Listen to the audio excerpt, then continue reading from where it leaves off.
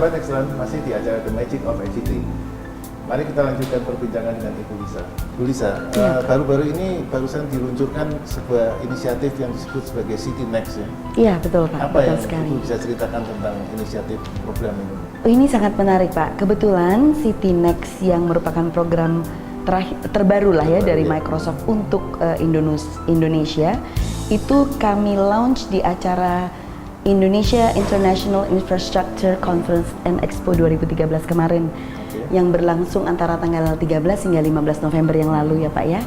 Nah kebetulan City Next ini merupakan sebuah program terbaru yang dimana merupakan aplikasi untuk membantu pemerintah daerah, terutama para pemimpinnya, bagaimana untuk menjalankan tugas mereka, bagaimana teknologi itu bisa menjadi jembatan antara visi dan misi mereka, hingga menjadi betul-betul pelaksanaan yang bisa dibumikan untuk diaplikasikan kepada masyarakat. Dan City Next ini ada 3 hal yang penting Pak, yaitu untuk pembinaan, pengawasan, serta pelaksanaannya. Nah, dan semua itu merupakan satu paket kolaborasi yang cukup sophisticated ya Pak ya, karena memiliki data analisis yang sangat akurat, lalu juga up to date, dan kembali lagi semuanya di manage dalam cloud, cloud lagi, dan itu semua bisa meminimalisir pengeluaran awal dari pemerintah daerah manapun yang ingin memiliki City Next ini. Ya, kalau kita bicara bahwa Indonesia sering-sering disebut sebagai negara yang kurang agresif di dalam IT-nya. Betul. Dengan adanya City Next ini, kira-kira akan seperti apa? Apakah akan segera langsung diterapkan atau masih nanti wait and see? Kebetulan untuk City Next ini Pak, program yang up to date ya, yang saat ini sedang dijalankan, ada sebuah pemerintah provinsi, saya belum bisa menyebutkan karena sebentar lagi akan launch.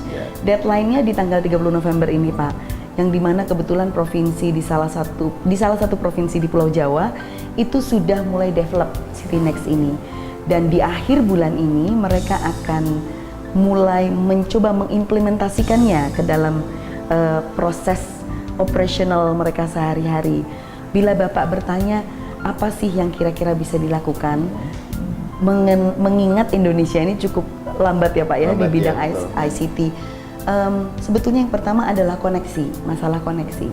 Karena koneksi di Indonesia ini cukup belum terlalu develop dan pemerataannya masih kurang, sehingga City Next ini mungkin akan dideploy di sebuah provinsi yang mungkin sudah mempunyai koneksi yang baik Pak. Nah, memang ini merupakan masalah yang juga mulai diselesaikan oleh pemerintah. Tapi City Next ini harapannya ke depan akan mempermudah serta meningkatkan produktivitas serta efektivitas dari operasi pelaksanaan tugas-tugas pemerintah daerah kelak. Gitu. Tapi kalau konsepnya sendiri lebih ke city ya, bukan ke negara ya? Karena kalau lebih ke negara city. kan Departemen Dalam Negeri bisa langsung memerintahkan semua provinsi untuk memakai atau semua kota harus pakai. Kebetulan itu dia ya Pak ya, mungkin secara belum, saya tadi seperti katakan belum merata ya Pak ya, jadi betul. Juga eager atau keinginan atau hasrat dari masing-masing pemerintah daerah juga berbeda-beda. Mungkin ada yang berpikir, oh saya berjalan begini sudah baik-baik saja kok gitu, tapi mungkin sudah ada beberapa pemerintah daerah yang mungkin karena belajar dari apa yang dimiliki oleh kota-kota di luar negeri, lalu melihat, oh mereka mampu melakukan ini dengan teknologi ini, dan mau meletakkan teknologi itu dalam proses pelaksanaan operasional mereka, seperti itu. Kalau Bapak bilang seperti Kementerian Dalam Negeri, kalau mereka yang memerintahkan, wah sangat luar biasa Pak. Tapi City Next ini lebih melihat uniqueness setiap daerah. Jadi memang kembali lagi mungkin harus ada pemicunya Pak, dan harapan kami memang dengan City Next akan segera diluncurkan ini, dan semoga bisa segera kami share juga dengan TV Excellence, itu dapat memberikan inspirasi kepada pemerintah daerah lainnya, bahkan pemerintah pusat untuk segera mengaplikasikannya untuk seluruh rakyat pemerintahan daerah di Indonesia. Ya, kalau saya dengar beberapa kota di luar negeri sudah menggunakan, seperti Seattle, New York, Barcelona. Apakah ada beberapa hal yang bisa diceritakan? Begini Pak, kalau untuk Asia itu sudah ada di Hainan, lalu untuk di Eropa Hamburg, lalu untuk di Amerika ya mereka yang memiliki teknologinya di Seattle, New York itu sudah pakai Philadelphia. Jadi Pak, salah satu kegunaan dari CityNext ini selain untuk kontrol pelaksanaan operasional, juga melakukan kontrol via satelit Pak, yang dimana bahkan kondisi awan lagi bagaimana, kapan akan kira-kira hujan, apalagi badai ya Pak ya. Kalau badai yang berasal dari awan itu bisa diprediksikan, bisa dilihat pergerakannya, dan itu sudah mulai kenapa sudah mulai diimplementasikan oleh mereka, sehingga mereka bisa melakukan tindakan-tindakan preventif sebelum disaster itu terjadi, sebelum bencana alam ataupun apapun yang berhubungan dengan bencana alam itu terjadi. Dan sudah bahkan macet Pak, yang ini macet, lalu harus bagaimana polisinya bergeraknya, lalu juga kondisi bahkan siapa daftar rumah sakit, di rumah sakit itu penanganannya berapa lama, dari orang didaftar sampai mendapatkan penanganan itu juga terpantau Pak di kota-kota yang sudah terkonek dengan CityNext ini. Lalu juga si pemimpin daerah sendiri itu dengan gampang, begitu masalahnya di kesehatan, dia kontak kepala dinas kesehatan dengan link. Jadi sangat unified communication dengan CityNext ini bisa dikawinkan. Kembali lagi itu semua kan butuh tempat parkir Pak. Yeah.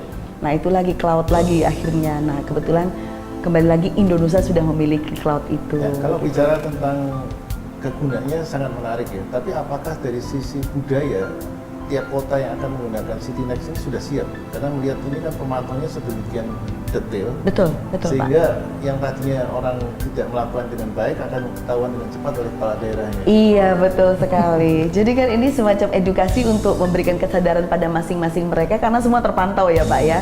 Bukannya memang negara kita sudah waktunya Pak seperti itu.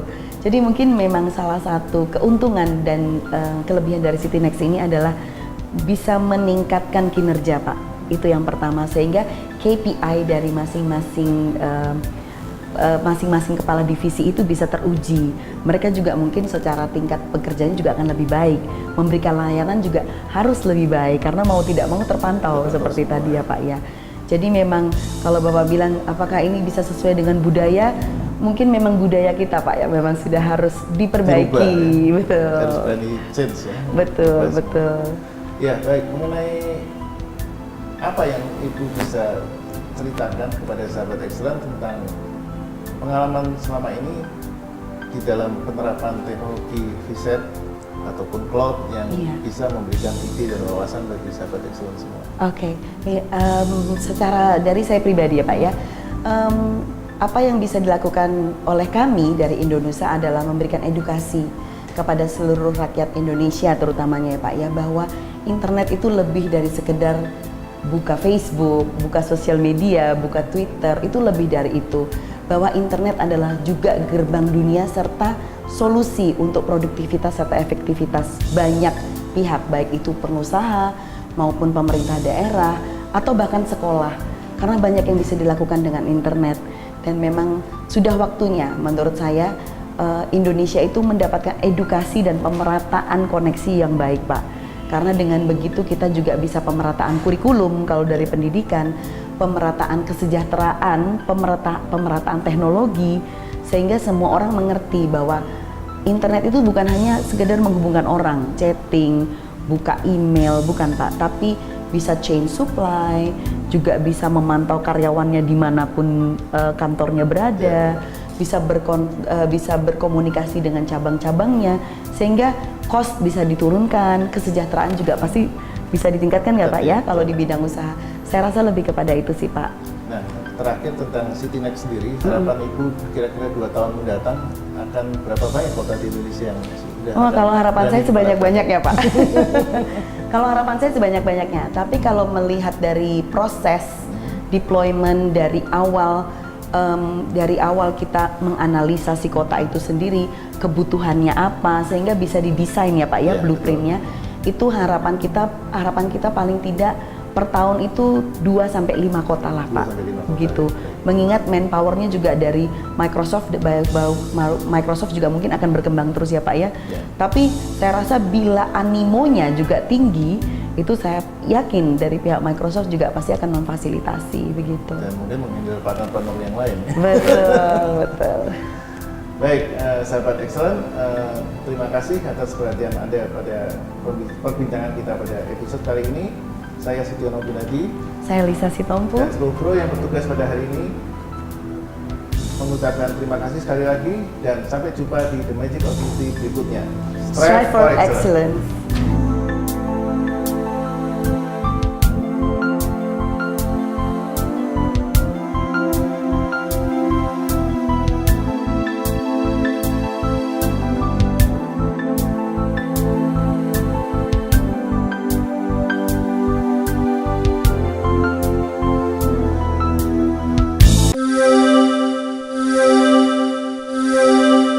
Yeah.